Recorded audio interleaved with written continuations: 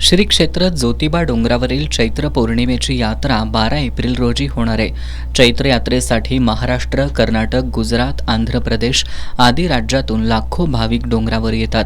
त्यामुळे यात्रा सुरळीत पार पाडण्यासाठी आणि यात्रा काळात भाविक आणि ग्रामस्थांना मूलभूत सुविधा पुरवण्यासाठी जिल्हा प्रशासनाच्या वतीनं आणि पश्चिम महाराष्ट्र देवस्थान समितीच्या वतीनं आतापासूनच तयारी सुरू करण्यात आली आहे। नियोजनाच्या कामाचा आढावा घेण्यासाठी प्रांताधिकारी समीर शिंगटे यांच्या अध्यक्षतेखाली ज्योतिबा डोंगरावर जिल्हा प्रशासनाच्या सर्व विभागातील विभाग प्रमुखांकडून कामाचा आढावा घेण्यासाठी पहिली आढावा बैठक घेण्यात आली।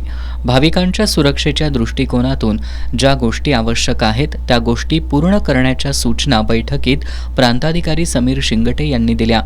या आढावा बैठकीला तहसीलदार माधवी शिंदे, पश्चिम महाराष्ट्र देवस्थान समितीचे सचिव शिवराज नायकवडी, कोडोली पोलीस ठाण्याचे नामदेव दांडगे, ज्योतिबा मंदिराचे व्यवस्थापक धैर्यशील तिवले, जिल्हा प्रशासनातील सर्व विभागांचे अधिकारी, प्रतिनिधी आणि ग्रामस्थ उपस्थित होते।